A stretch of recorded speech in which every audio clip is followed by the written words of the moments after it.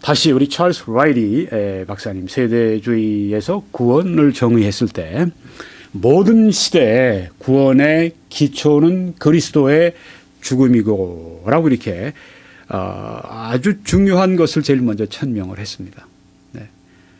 세대주의라고 해서 7가지 세대로 가른다고 해서 구원의 기초가 각 세대마다 7가지로 다른 게 아니라 모든 시대 7세대면 7세대 그 구원의 기초는 예수 그리스도의 속죄의 죽음이다 하는 것입니다. 네. 이거는 우리가 그 개혁주의의 언약 신학과 일치하죠. 왜요? 개혁주의에서는 언약 신학에서는 태초에 하나님과 예수 그리스도 사이에 언약이 있었다. 그렇게 믿죠? 네. 어떤 언약입니까? 하나님께서 예수 그리스도에게 구원의 일을 맡으셨고 예수님은 구원을 위해서 십자가에 죽으시기로 그래서 우리를 구원하시기로 하나님과 예수 그리스도 위에 하나님 사이에 이 계약이 언약이 맺어졌다 이렇게 보는데요. 네. 즉 그래서 성경에 보면 우리를 태초에 그리스도 안에서 우리를 택하셨다고 말씀했습니다.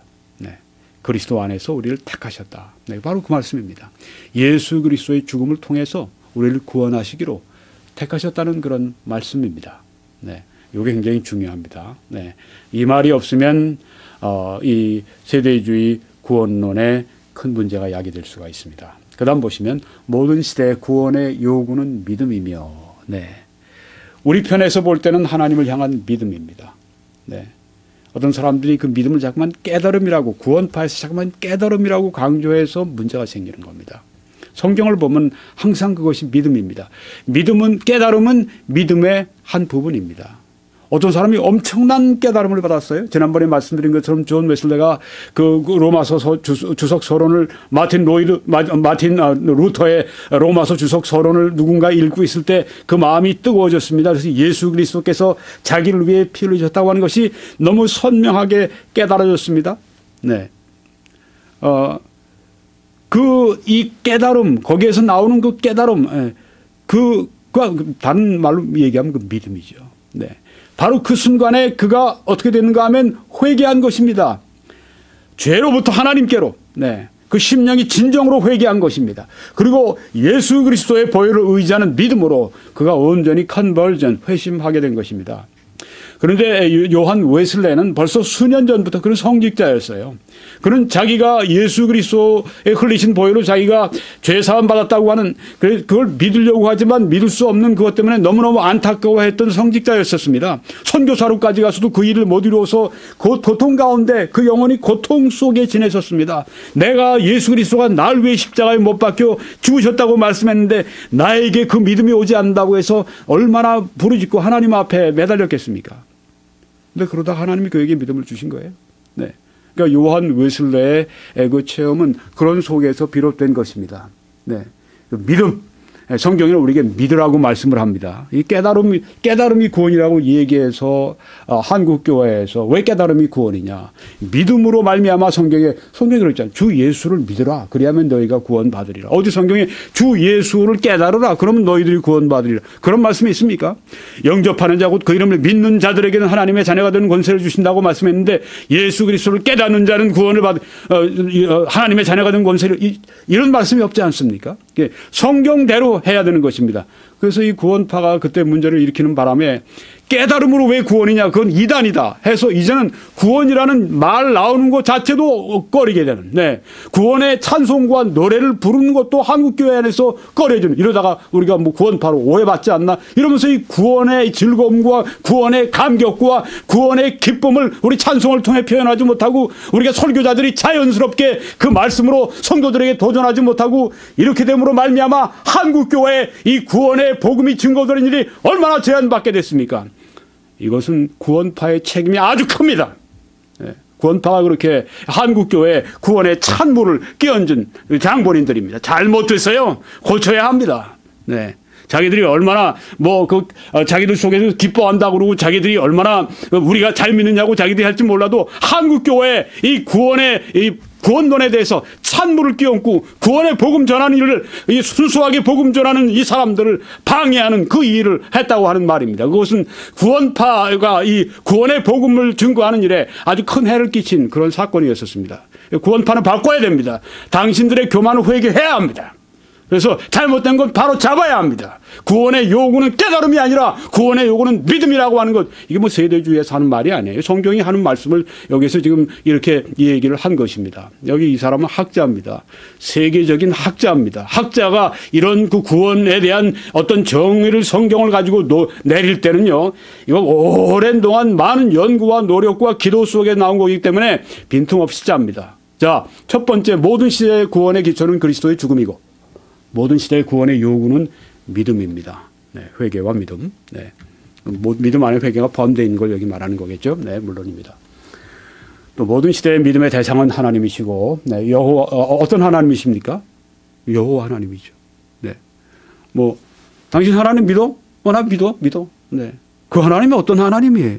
뭐 세상에는 뭐 유실론, 무실론 해서 뭐 미국 사람들의 뭐 80%가 뭐 하나님을 믿는다. 뭐 어떤 하나님을 믿는다는 얘기입니까?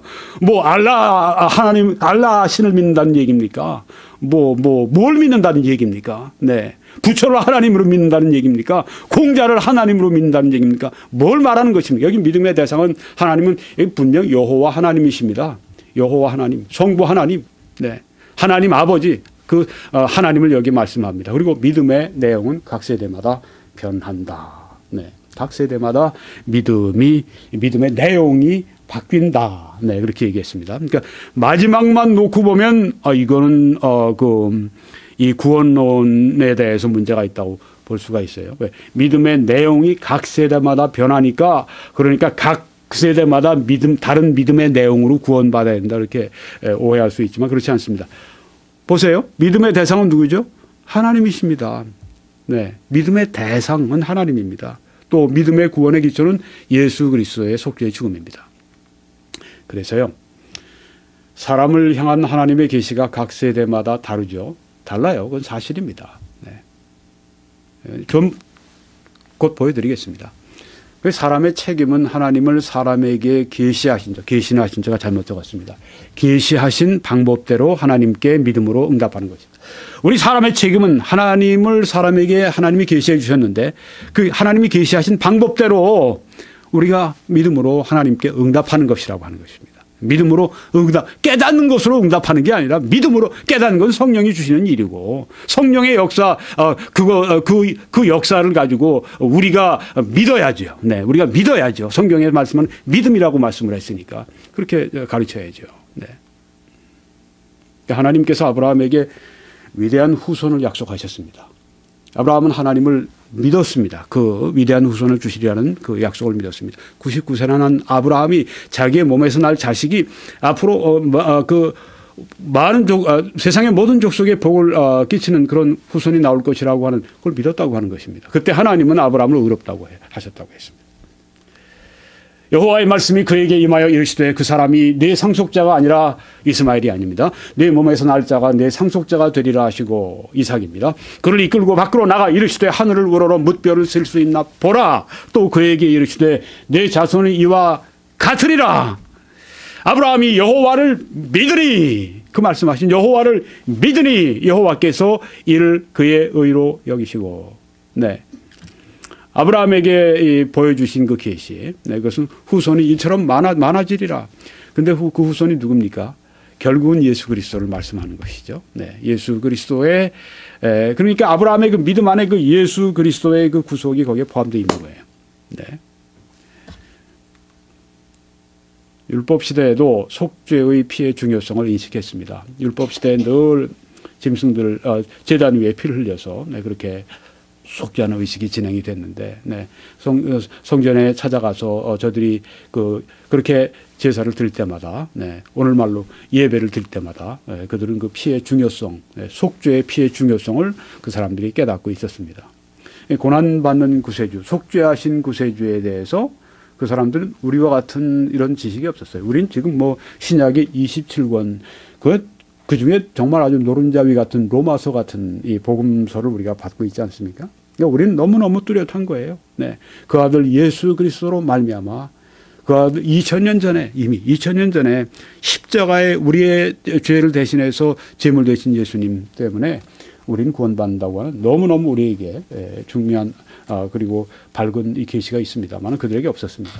제한된 지식이었지만 믿음으로 저희들이 구원받았다고 하는 것입니다. 네. 어느 때나 믿음으로 구원받게 된다고 하는 것입니다. 오늘 뭐 깨닫는다 많이 얘기를 하는데 여기 보세요. 율법 시대 때 사람들이 깨달으면 얼마나 깨달았겠어요. 그렇죠? 네. 조금 이따 라합에 대해서 말씀드리면 더 아브라함보다 훨씬 더 계시의 빛이 약합니다. 왜요? 아브라함 하나님이 친히 부르셨지만 라합은 누굽니까? 이방인 아닙니까? 이방인 중에 누구였습니까? 창기였습니다. 가장 사회에서 멸시받는 그런 사람이었었어요. 네. 그런 사람에게 하나님이 구원을 베푸실 때 어떻게 하셨는가 하는 걸 우리가 이제 좀 봐야 되겠습니다. 네. 그래서 의인은 그의 믿음으로 말미암아 살리라. 구약시대 때나 신약시대 때나 항상 의인은 믿음으로 말미암아 삽니다. 의인은 깨달음으로 말미암아 살리라. 네. 그렇게 계속해서 전하면 이단이 될 수밖에 없어요. 네. 성경에 믿음으로 말미암아 산다고 말씀하면 깨달음으로 말미암아 산다고 잠깐 바꿔버리니까 네, 성경을 그렇게 해서는 안 된다고 하는 것이죠. 제가 한번 본격적으로 이 구원파 교리를 교정한다라고 하는 설교를 하려고 합니다. 네, 지금 준비 중에 있습니다. 네. 기생 라합은 어떻게 의롭다 하심을 받았는가? 네, 기생 라합은 어떻게 의롭다 하심을 받았는가? 목사님, 기생 라합이 구원 받았습니까? 네. 기생 라합이 의롭다함 받았다고 정말 확신할 수 있습니까? 목사님? 저한테 물어볼 분이 계실지 모르겠어요. 네. 성경이 없으면 없는 거예요. 네. 우리가 몰라요. 네. 성경 한번 봅시다. 어떤가요? 마태복음 1장 5절에 살몬은 라합에게서 보아스를 낳고 보아스는 루색에서 오벳을 낳고 오벳은 이새를 낳고 이새는 다윗 왕을 낳으니라. 쭉 내려가면 누가 나오죠? 예수 그리스도가 나오십니다. 그러니까 라합은 예수 그리스도의 이 혈통에 있어서 선조들이라고 하는 것을 볼 수가 있죠. 네. 야, 기생 라합이 예수 그리스도의 그 구세주의 족보의 선조가 됐다고 하는 거. 와, 이게 은혜가 아니면 뭐겠습니까? 그렇죠? 네, 이게 은혜입니다. 이게 바로 이게 은혜입니다. 라합이 이런 존재가 된 거예요. 예수님 안에서. 그다음 라합이 또 나오는 게 이제 성경에 그 신약 성경에서 두 번째 나오는 게 히브리서 11장 31절에 나옵니다. 믿음으로 기생 라합은 정탐꾼을 평안히 영접하였으므로 여기서 강조되는 게 뭐죠? 믿음으로 한 것입니다. 네, 라합은 믿음으로 정탐꾼을 평안히 영접하였으므로 순종하지 아니한 자와 함께 멸망하지 아니하였도다. 라합은 그러니까 순종했다고 하는 것입니다. 순종함으로 멸망하지 않고 구원받았다는 그런 말이에요. 네. 세 번째 말씀도 정확해집니다. 야고보서 2장 25절에 또 이와 같이 기생 라합이 사자들을 접대하여 다른 길로 나가게 할 때 행함으로 의롭다 하심을 받은 것이 아니냐 이렇게 말씀을 했습니다. 의롭다 하심을 받았다 이렇게 야고보 사도가 말씀을 했으니까 네, 이 성경이 말씀했으니까 라합은 구원 받았네요. 라합은 의롭다 하심을 받았네요. 그렇죠? 네, 여기에 대해서는 의심할 여지가 없는 것입니다. 왜? 여기 성경에 라합이 의롭다 하심을 받았다 이렇게 말씀했기 때문입니다. 근데 목사님 잠깐 여기 저 보니까 믿음으로 조금 전에는 히브리서에서는 믿음으로 했는데 여기에서는 행함으로 의롭다 하심 받았다고 하지 않았습니까? 왜 이렇게 됐습니까? 네. 사도 바울은 믿음으로 의롭다함 받았다고 말씀했는데 야고보는 아니 행함으로 의롭다함 받았다고 했으니까 두 사도가 서로 지금 논쟁하고 두 사도가 지금 서로에게 지금 그 잘못됐다고 얘기하는 것입니까? 자기 주장하는 것입니까? 아닙니다. 네. 요거에 대해서는 조금 이따 제가 보충해서 말씀을 드리려고 하니까 일단 여기 라합이 의롭다 하심을 받았다 하는 것을 여러분이 아시고 어떻게 받았는가? 네. 자, 여기 성경에 보니까 여호수아서에 이제 나오죠. 이제 이스라엘 백성들이 광야 생활을 마치고 요단강을 건너고 이젠 첫성 여리고로 함락하기 전에 먼저 이제 여호수아가 정탐꾼들을 파송해서 보냅니다. 정탐꾼들이 이제 그 여리고 성 안으로 돌아갑니다. 이제 그 정탐꾼들이 들어왔다는 소식을 여리고 성의 왕이 듣게 됐습니다. 찾아라 해서 사방 팔방을 이제 성 안에서 찾는데 이제 어디로 가느냐 하면은 바로 이 라합 기생 라합의 그 집을 찾아갑니다. 그때 이 기생 라합의 집에서 찾아오기 전에 어떤 일이 있었냐, 어떤 대화가 있었는가? 자, 여기에 지금 이 정탐꾼들을 숨겨놓고 난 다음에 기생 라합이 말을 합니다. 이렇게 합니다. 말하되 여호와께서 이 땅을 너희에게 주신 줄 내가 아노라. 네, 이거 반역적인 이야기죠. 네. 이 땅을, 이 성을 너희들에게 주신 줄 안다. 이건 그 여리고 성 주민으로서 여리고 성에 대한 이건 반역 행위입니다. 네. 안다. 네. 가담을 한 거예요. 우리가 너희를 심히 두려워하고 이 땅 주민들이 다 너희 앞에서 간담이 녹았다. 네. 아주 그냥 굉장히 이스라엘을 지금 두려워하고 있다. 이는 너희가 애굽에서 나올 때 여호와께서 너희 앞에서 홍해 물을 마르게 하신 일과 들었네요. 소문을 들은 것입니다. 네. 어떻게 믿음을 가지게 됐습니까? 들었습니다. 무엇을 들었습니까? 하나님이 그 이스라엘을 위해 행하신 일을 들었던 것입니다. 들음으로 말미암아 믿음이 생긴 것입니다. 믿음으로 말미암아 구원받고 믿음으로 말미암아 의롭다함을 받게 된 것입니다. 네. 애굽에서 나올 때 여호와께서 너희 앞에서 홍해물을 마르게 하신 일을 네. 그대로 믿고 있었는데 여호와께서 하셨다고 여호와의 하나님에 대한 신앙을 여기 말하고 있지 않습니까? 그러니까 여기에 어느 누구도 이 라합은 여호와 하나님 믿지 않은 사람이야. 이렇게 얘기할 수가 없다고 하는 것입니다. 왜요? 여호와께서 여기 얘기하지 않습니까? 그러니까 너희가 요단 저쪽에 있는 아모리 사람의 두 왕 시온과 옥에게 행한 일 곧 그들을 전멸시킨 일을 우리가 들었음이니라. 소상하게 들었던 것입니다. 우리가 듣자 곧 마음이 녹았고 너희로 말미암아 사람이 정신을 잃어버렸나니 네. 두려워 떠는 그런 모습을 볼 수가 있어요. 그런데 이 여리고성 주민들은 어땠습니까? 이 이스라엘 사람들만 두려워 떤 것입니다. 예, 저들에게 우리가 이 함락이 되면 어떡할까? 저들에게 우리가 죽임을 당하면 어떻게 될까? 이런 그 두려움을 가지고 있었지만 여기에 이 라합은 어떻게 했습니까? 하나님을 두려워했습니다. 하나님은. 네, 이게 달라요. 여기 보십시오. 너희의 하나님 여호와는 위로는 하늘에서도 아래로는 땅에서도 하나님이시니라 이렇게 얘기합니다. 어디 라합이 하나님을 믿지 않는 불신자라고 얘기할 사람이 어디 있어요? 라합은 여기 신앙을 얘기하지 않습니까? 너희 하나님 여호와 이스라엘의 하나님 여호와 광야에서 인도하신 그리고 홍해를 가르신 너희를 위해 길을 예비하신 여기까지 인도하신 너희 하나님 여호와는 바로 하나님이시니라 이렇게 신앙을 고백하지 않습니까? 왜요? 그는 소문으로 들었던 것입니다. 네. 그걸 지금 여기에 이 사람들에게 얘기합니다.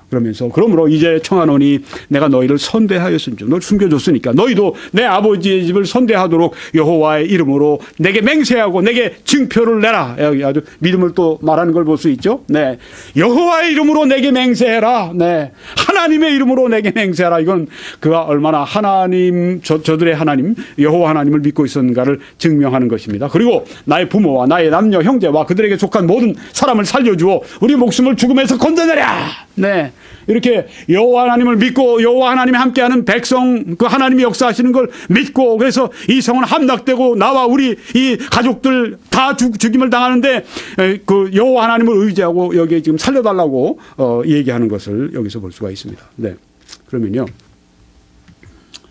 그 다음에 이제 그 첩자들이 얘기를 합니다. 네, 이제 그 우리가 이 땅에 들어올 때 이제 첩자들이 무사히 이제 그 밧줄을 타고 라합의 그 성문의 벽에 붙어 있던 그 집의 그 창문을 통해서 이제 이렇게 밧줄을 타고 첩자들이 도망을 가죠. 네. 그 다음에 우리가 이 땅에 들어올 때 이제는 우리 그 군대들을 그 함께 데리고 이 땅에 들어올 때 공격할 때 우리를 달아내린 이 창문에 이 붉은 줄을 매라. 붉은 줄을 매라. 네. 네 부모와 형제와 네 아버지의 가족을 다 네 집에 모으라. 네. 그리고 이 집 밖으로 빠져나가면 그래서 죽임을 당하면 우린 책임 못 진다. 이 집 안에만 있어야 된다. 그렇게 이야기를 합니다. 네. 이 붉은 줄을 매었다. 그래서 어떤 설교자는 이렇게 얘기합니다. 여기에 이 붉은 줄을 매었다고 하는 것은 예수 그리스도의 보혈의 속죄의 공로로 라합이 구원받는다고 하는 것을 말합니다. 그렇게 설교를 합니다. 네, 그런 설교도 할 수가 있을 거라고 생각이 됩니다. 그런데 이 붉은 줄이 과연 그런 영적 의미를 담은 것인가? 아니면 이 밖에서 이제 공격군들이 이렇게 볼 때 그 창문에 붉은 줄이 쭉 쏘나오면 붉은 줄이 그 허연 그 벽에 이렇게 쭉 내려오면 눈에 확 띄겠죠. 네, 이 붉은 줄은 또 피색이기 때문에 사람을 자극하는 게 있잖아요. 그러니까 확실하게 눈에 들어온단 말이에요. 그러니까 여호수아 장군은 너 저기 붉은 줄 내려진 그 라합의 집에 안에 있는 사람은 절대 죽이지 말아라. 네. 그로 말미암아 우리 첩자들이 이렇게 정보를 얻게 되고 우리가 여기를 잘 공격할 수 있게 된 것이다. 그러니까 거기는 절대 죽이지 말아라. 붉은 줄을 메고. 자, 그 붉은 줄이 잘 보여요. 공격군들에게. 네, 잘 보인단 말이에요. 그런 목적으로 한 건지. 네.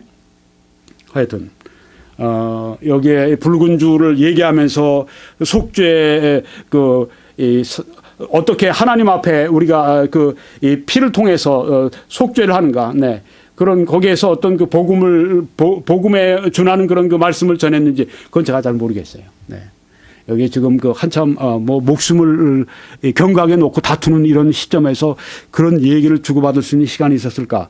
그건 조금 어렵지 않을까 그런 생각도 듭니다. 네. 하여튼 여기 우리가 이런 상황을 여러분 보셨습니다.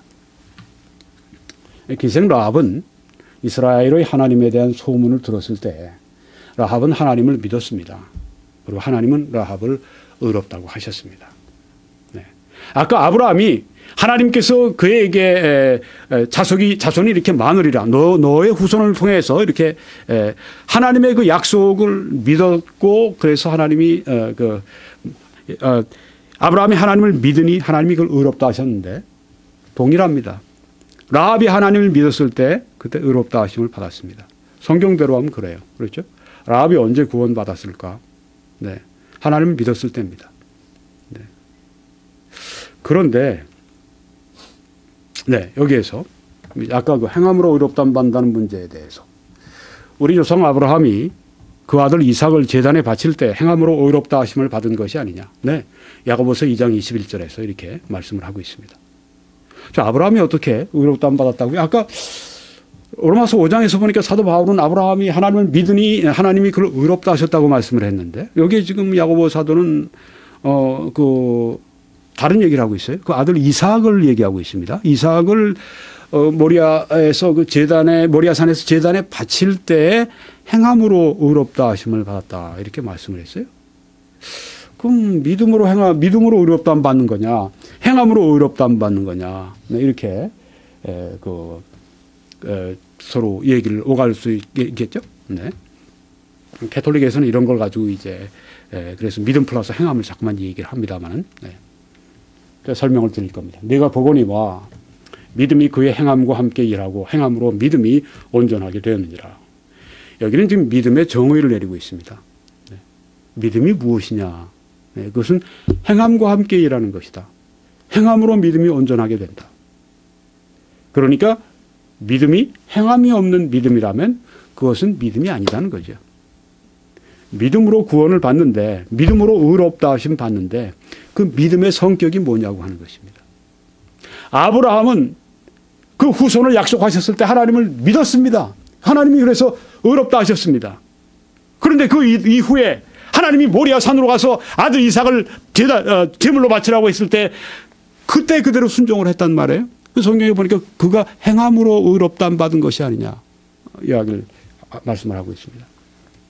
무슨 말씀입니까? 아브라함의 그 행함이 아브라함의 믿음을 온전하게 했다고 하는 것입니다. 아브라함의 모리아 산에서 그 아들 이삭을 드렸을 때 그 행함은 이미 그 후손에 대한 그 아브라함의 믿음이 참 믿음이라고 하는 것을 증명한 것입니다. 이해가 되십니까? 네, 굉장히 중요합니다. 네, 믿음의 성격입니다. 네. 행함이 있는 믿음이 참 믿음이다 하는 것입니다. 아브라함의 믿음은 모리아 산에서 결정적으로 증거됐어요. 네, 그 믿음은 살아있는 믿음이다. 참 믿음이다. 온전한 믿음이다. 네, 그 온전한 믿음으로 의롭다함을 받았다. 네. 이에 성경에 이른 바 아브라함이 하나님을 믿으니 이것을 의로 여기셨다는 말씀이 이루어졌고 그는 하나님의 벗이라 칭함을 받았나니. 여기 보십시오. 네, 성경에 이른 바 이건 뭐예요? 사도 바울의 그 말씀 로마서 5장에 있는 말씀 아니에요? 아브라함이 하나님을 믿으니 이것을 의로 여기셨다는 말씀이 이루어졌다고 말씀하지 않았습니까? 사도 야고보는 사도 바울의 글을 알고 있었습니다. 영감받은 하나님의 말씀인 것을 알고 있었습니다. 그래서 지금 사도 야고보는 사도 바울과 다른 이야기를 하고 있는 것이 아닙니다. 성경에 이른 바, 사도 바울이 말한 바가 아닙니다. 그렇죠? 성경에 이른 바라고 말씀했습니다. 아브라함이 하나님을 믿으니 이것을 의로 여기셨다는 말씀이 이루어졌고, 물론 구약에 있는 말씀이기도 합니다만, 그는 하나님의 벗이라 칭함을 받았나니. 이러보건대 사람이 행함으로 의롭다 하심을 받고 믿음으로만은 아니니라. 어떤 사람들 봐라, 믿음으로만 되는 게 아니라 이게 행함으로 된다, 이렇게 또 이야기를 하면서 혼동을 시킵니다. 여기 어려운 귀절이에요. 난의 귀절입니다.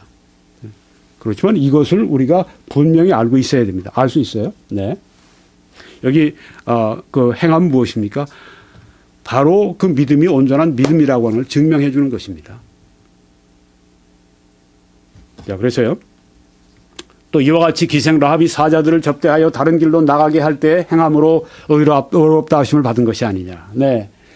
라합이 언제 의롭다함 받았습니까? 아까 제가 말씀드리길 라합이 그 하나님에 대한 소문을 들었을 때 그때 의롭다함 받았다고 제가 말씀드렸죠. 왜? 믿음으로 의롭다함 받았으니까. 근데 여기 성경에 보니까 사자들을 접대하여 다른 길로 나가게 할 때, 탈출시켰을 때 행함으로 의롭다함 받은 것이 아니냐. 그 행함. 그럼 이때 의롭다함 받은 것입니다. 받은 것입니까? 아닙니다. 이미 하나님 믿었을 때 의롭다함 받았습니다. 그럼 지금 이 말이 무슨 말씀입니까? 여기에 그 행함은 그 먼저 믿은 그 믿음이 온전한 믿음이라고 하는 증명하는 것입니다. 행함이 있는 믿음이 있어야 된다고 하는 것입니다. 나 구원 받았어. 나 구원 받았다니까. 이런 사람이 있어요. 교회에 이제 들어와서. 나 구원 받았다니까. 근데 그 사람의 생활이 영 그리스도인의 삶이 아니에요. 영 성별되지가 않았어요. 영 구원받은 사람의 냄새가 나지가 않아요. 영 구원받은 사람의 열매가 없어요.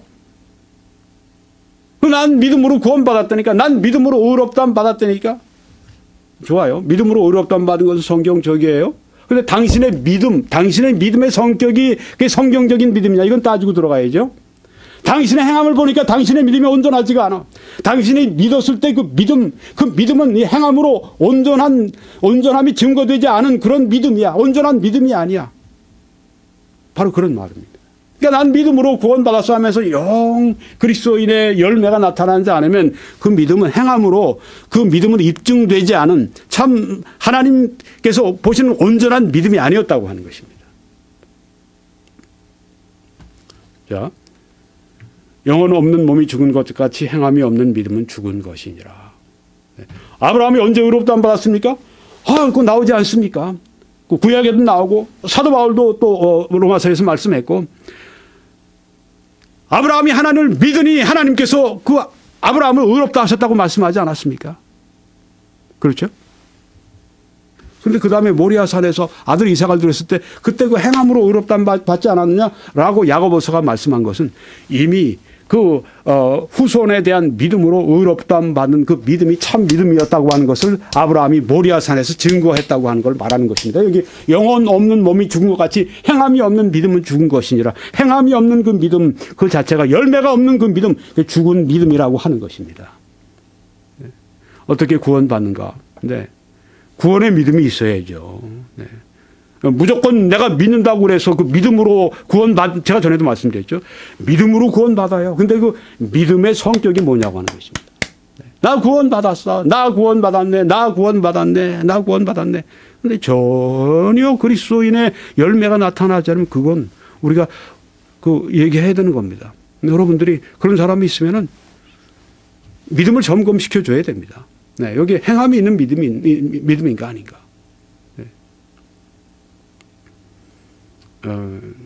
그렇습니다. 그래서 이렇게 정리해 드립니다. 바울은 믿음의 우선권, 프라이어리티를 강조한 것입니다. 야고보는 믿음의 증거, 프루프를 강조한 것입니다. 이게 중요합니다. 바울은 믿음의 우선권을 강조했습니다. 프라이어리티. 야고보는 믿음의 증거, 프루프를 강조했습니다. 이 설명을 좀 드리면 좋을 것 같아요. 유명한 R.A. 토로이 목사님이 성령의 세례 혹은 성령의 침례 이거를 주장한 분으로 유명합니다. 네, 이 성령의 세례, 성령의 침례를 R.A. 토레이가 너무나 많이 설교하셨는데 R.A. 토레이 목사님은 이 성령의 세례와 침례 이것을 우리가 그 받을 때 성령의 세례나 충만을 성령의 세례나 침례를 받을 때 우리는 능력을 받게 된다. 전도를 위해서 또 사역을 위해서 능력을 받게 된다. 이제 그 주제로 말씀을 전하십니다. 그런데 그는 이렇게 얘기를 합니다. 믿음으로 받습니다. 네. 성령의 세례 혹은 성령의 침례는 믿음으로 받습니다. 자기가 어느 날 믿음으로 성령의 세례 충만을 침례를 주장했답니다. 근데 얼마 후에 자기가 서재에서 말씀을 연구하는데 갑자기 성령이 그에게 임하시는 거예요. 여기 자리에 있다가 팍 튀어서 방바닥에 탁 내동그러지면서 자기는 본래 성격이 그렇게 열광적인 사람이 아니고 아주 냉정하고 차가운 그분이 법을 전공한 사람이니까. 네. 근데 막 하나님께 할렐루야, 글로리 투 갓, 글로리 투 갓, 하나님께 영광, 하나님께 영광, 하나님께 영광. 오랫동안 그렇게 외치고 있었다는 것입니다. 그러면서 하는 말씀이 내가 언제 성령의 세례, 언제 성령의 침례를 받았는지 아십니까? 믿음으로 난 받았습니다. 그런데 후에 이제 그 증거가 나에게 온 것, 체험이 나에게 온 것입니다. 그렇게 말씀하는 걸 들었습니다. 네. 그 말씀이 여기에 도움이 됩니다. 네. 그 구원 받은 믿음이 있는 사람들은요, 증거가 있어요. 어떤 증거인지 아십니까? 예수님 사랑해요. 주님 사랑합니다. 진짜 사랑해요. 참 사랑합니다. 이게 증거입니다. 예수님 사랑하지 않는 그 믿음, 그건 참 믿음 아니에요. 구원 받은 거 아니에요. 분명히 열매가 있어야 됩니다. 확실해야 됩니다. 네. 구원파에서 하도 이 구원에 대해서 흐려나가지고, 네. 이 구원의 확신에 대해서 구원을 분명히 점검하는 일까지도 설교자들이 어떤 사람은 떨어요. 네. 내가 이야기하다가 구원파로 내가 몰리지 않을까. 천만에요. 성경에 너희가 믿음에 있는가 믿음에 있지 않은가 너희 자신 너희가 분명히 하라고 성경에 말씀하지 않습니까? 네. 자기 구원에 대해서 분명해야죠. 내가 구원받았으면 분명히 알아야 하나. 나를 구원하신 하나님을 섬기지 않겠습니까? 나를 위해서 십자가 위에서 피를 흘려주신 구세주에 대한 사랑이 나에게 느껴져야 내가 하나님을 사랑하지 않습니까? 뭐로 하나님을 사랑할 겁니까? 그렇지 않으면 맨날 뭐 복 주는 거 그것 때문에 하나님을 사랑한다. 그건 사랑이 아니죠. 그건 이기적인 나를 사랑하는 거죠. 어떤 면에선. 하나님이 나에게 복 주시는 분이니까 뭐 그럼 무당 찾아가는 뭐 샤머니즘하고 다를 게 뭡니까? 거기서 내가 또 내면 신이 복을 준다. 그건 하나님을 진정으로 사랑하는 게 아니라 그것은 나를 사랑하는 거죠. 내가 복 받기 위해서 그렇게 하는 거니까. 그렇지만 어떻습니까? 사랑은 어떻습니까? 희생하는 겁니다. 어머니의 사랑을 보세요. 자식을 위해서 막 희생하지 않습니까? 그 사랑의 성격이란 말이죠. 하나님을 향해서 하나님께 받으려고 하는 게 아니라 하나님을 향해서 내가 뭘 할까요? 하나님을 사랑하고 하나님 주님 사랑하고 이게 바로 증거인 것입니다. 이거 없이 신앙생활 하려니까 이게 도무지 힘든 거죠. 네. 물론 이제 구원받고 난 다음에도 이 사랑이 아주 냉랭하게 식어질 때가 있어요. 저도 그런 체험할 때가 있어요. 그럼 하나님을 섬길 수 있는 동력이 없어지는 겁니다. 내가 왜 하나님을 섬겨야 되는가? 내가 왜 이것을 주님을 위해 결정해야 되는가? 그렇습니다. 그래서 우리가 이 구원에 대한 확신을 분명히 해야 됩니다.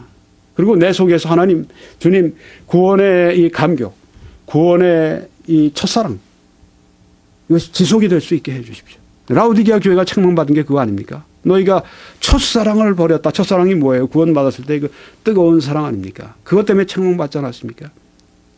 구원파 때문에 하도 이 찬물을 끼얹어놔가지고 말이죠. 네. 이 구원에 대한 강조가 없고 말이죠. 구원의 이 첫사랑, 구원의 이 뜨거움, 구원의 감격이 없는 그런 아주 구원파의 부작용입니다. 아주 부작용이에요. 네. 구원파는 자기들끼리 뭐 잘 믿는다 그러고 많이 모인다 그러고 그럴지 몰라도 말이죠. 셀리브레이션하고 그럴지 몰라도 굉장히 잘못했어요. 아주 우리 같이 복음을 전하는 미국에 있는 우리 캐나다도 그렇지만 특별히 미국이 뭐 아주 그 침례교회는 뭐 제일 강하죠. 미국에 있는 설교자들 보세요. Are you saved?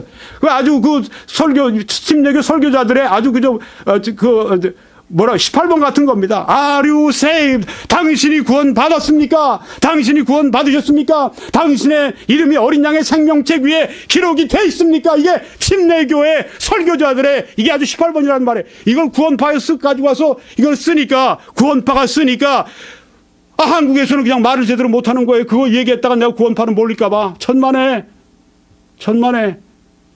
구원파에서 가져왔다고 뺏어와야죠. 그거 함부로 잘못 쓰는 거 그거에서 우리가 초소 설교해야 되고 침례교 설교자들이 왜 구원파의 잘못에 대해서 설교할 줄 설교를 못합니까? 그러니까 문제죠. 구원파의 설교에 대해서 그 잘못에 대해서 막 꾸짖고 책망하고 거기 잘못 가져간 그 질문들을 가져와서 Are you saved? 당신 구원받았습니까? 당신 구원에 확신이 있습니까? 이 증거를 우리가 해야죠. 해야 합니다. 네. 거기에 기가 죽어 있고 거기에 이렇게 눌러 있어서는 안 되는 것입니다. 네, 그 다음에 보시면은 믿음은 의롭다함의 근거입니다. 베이시스. 네. 행함은 의롭다함의 척도 바로미터입니다. 네, 다른 표현입니다. 믿음은 의롭다함의 근거입니다. 행함은 의롭다함의 척도입니다. 제가 캐나다 와서 보니까 이런 설교를 잘 안 하는 것 같아요. 네, 저 같은 설교. 현대는 요새 이런 설교를 잘 안 합니다. 현대 설교는 어떻게 하냐면 이제 대화식으로 합니다. 네, 다 이렇게 붙들고 대화식으로 이렇게. 그래서 요새는 프리칭이 없는 시대라고 그러죠. 예, 그 설교는 옛 시대의 전인물이다 이렇게 얘기를 합니다. 침례교는 안 그래요. 미국의 침례교회도. 저는 점잖은 편입니다. 네. 침례교 설교자들 가운데 뜨겁게 설교하는 분들 설교 듣다가 보면 귀가 따가워요. 네, 아주 그냥 뭐 얼마나 그냥 강력하게 설교하는지. 네. 요새는 그렇게 설교하는 사람들을 뭐라 그러냐면 너무 감정적이야. 그렇게 매도를 합니다. 여러분 스펄전의 설교가 얼마나 뜨거운 줄 알아요? 얼마나 그냥 강렬하고 뜨거운지 아십니까? 스펄전이 그런 말 하잖아요. 내 속에 열심이 없기 때문에 그냥 그 아주 펄펄 끓어오르는 그 표현을 여러분에게 내가 못하고 있다. 네. 그것 때문에 내가 부족한 목사라고 나를 책망을 하라. 내가 흥분해 있다. 내가 아주 뜨겁다. 그것 때문에 나를 비난하지 말라. 그렇게 얘기하지 않습니까?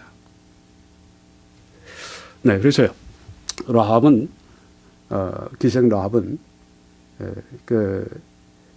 온 여리고가 멸망할 때 구원받은 은혜의 상징입니다. 하나님의 은혜의 상징입니다. 어떻게 구원받았습니까? 라합이 야고보서가 말하는 것은 행함으로 구원 의롭다함 받았다. 첩자들을 이제 사람들 무사히 이제 그 성에서 빠져나가게 도와준 그 행위를 통해서. 그런데 그 행위는 무엇입니까? 그의 믿음이 참 믿음이라고 하는 걸 증거한 것입니다. 프루프한 거예요. 그거는 바로미터입니다. 보십시오. 생명을 걸었는데도 불구하고 했어요? 그 믿음이? 가짜입니까? 진짜입니까? 진짜 믿음이죠. 진짜 믿음이죠. 네. 라합이 하나님 믿지 않았다고 누가 얘기하겠습니까? 생명을 걸었는데 자기와 자기 가족의 생명을 걸어놓고 하나님을 믿었는데 그러니까 거기에서 믿음이 증명이 된 거예요. 그러니까 언제 라합은 의롭다함 받았는가? 믿었을 때입니다. 언제 믿었는지 그걸 누가 알겠어요, 라합이. 그런데 그 소문을 들었을 때 이미 알고 있었습니다. 그래서 벌써 이스라엘 그 첩자들에게 얘기하기도 전에 먼저 얘기하지 않았습니까? 너희 이스라엘의 하나님은 참 하나님이다. 네, 참 하나님이다. 그렇습니다. 믿을 때 의롭다함 받습니다. 행함은 우리 믿음이 온전하다고 하는 그 증거가 된다고 하는 것입니다.